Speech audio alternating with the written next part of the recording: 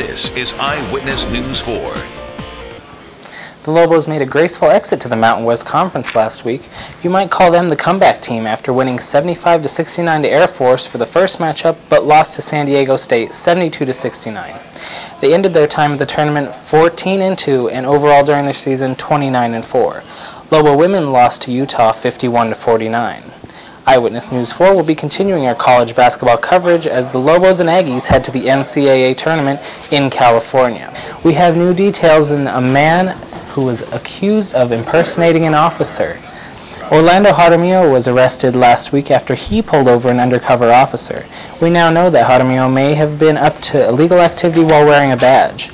After a search warrant was issued for Jaramillo's home, officers found guns, tasers, and badges, police badges from all over the state, including Eddy, Valencia, and Bernalillo County Sheriff's Departments, Columbus and Albuquerque Police, Hickory Corrections, and Sandoval Detention Centers. Officers believe that Jaramillo was able to get a hold of these from a supply store owned by Mike Trompak. He thinks that he swiped them from right under his nose. It sounds like something right out of a comic strip, a power pole blessing. The party was complete with a priest, a shaman, mariachi dancers, a parade, and to top it off, a skydiver.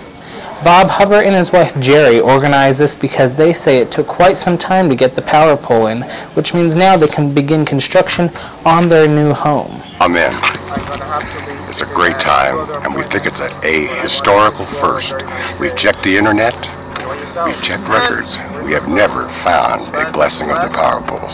Extreme weather passed through the Gallup and I-40 corridor area late last week, which claimed the life of an Albuquerque principal. 60-year-old Felipe Pereira was pronounced dead on the scene. Pereira was the principal at the school on wheels. Deputies say Pereira was driving too fast for the slick conditions. He crashed into an abandoned truck on the side of the road. His grandchildren and wife were also in the car. They survived with little injuries. A Baton Death March survivor was laid to rest earlier last week. Leo Padilla was 88 years old and was a member of the New Mexico National Guard unit that fought the Japanese in the Philippine Islands. Thousands died during the march. Padilla survived the march and 3 years in a labor camp before coming home in 1945. He was 14 years old when he joined the National Guard. Only weeks after a mass layoff, Garduño's is hiring again. The company filed for Chapter 11 bankruptcy 2 weeks ago and closed all locations except their Winrock and Cottonwood locations. Management says the business is booming and that they need more help. They tried calling back former employees but couldn't get in touch with them all. They are looking for servers, bussers, and hostesses. They'll be accepting applications at either restaurant. The last remaining Blockbuster in Albuquerque has closed its doors for good. The store on the west side had a going out of business sale yesterday and cleared out all of its inventory. The only store left in the metro area is located in Rio Rancho. Nationwide, the chain has closed over 1,000 stores, blaming Redbox and Netflix for drawing away sales. And now to a national story getting a lot of attention. Recently, a child was recorded directing air traffic at John F. Kennedy's International Airport. NBC's Tom Costello has the story. February 17th, 4:17 p.m. The rush is on at JFK Airport in New York. And a child's voice comes across the radio. JetBlue 57, contact New York departure. JetBlue 57, thank you, good day. It's the next generation of air traffic control going here. It's the controller's 8-year-old daughter, the same controller who the day before led his 8-year-old son radio instructions to pilots. JetBlue 171, clear for takeoff. Clear for takeoff, JetBlue 171. This is what you get, guys, when the kids are out of school. I can bring my kid to work. All of it recorded by liveatc.net. 03, clear for takeoff. 403, clear to takeoff. Thank you very much. You have a great day. AMAX 403, contact departure, adios. Contact departure, Idle Mexico 403, adios.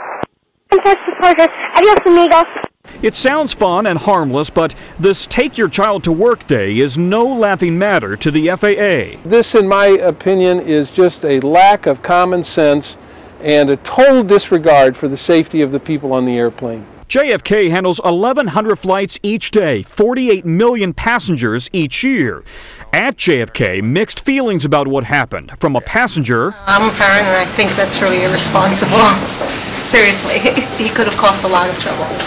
and a 20-year veteran pilot. Nothing happened to the planes that took off, and I don't see a problem with that at all. We're going to be in the It was just last year that a New York air traffic controller at LaGuardia was being heralded as a hero. Tower, stop your departures, got emergency returning. Controller Patrick Hardin reacting to a U.S. Airways plane landing on the Hudson River. Get me a police department helicopter if you got one on your frequency right now. Now, today, a JFK controller is in deep trouble over what experts call a serious lapse in judgment. Frankly, this is shocking to me. This is probably one of the most egregious violations of the federal aviation rules and regulations, let alone the effect it will have on the flying public.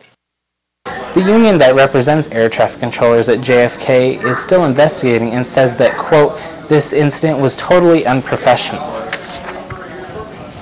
Keep up with local news at KOB.com and all our mobile apps. That's all for now. Tune in next week.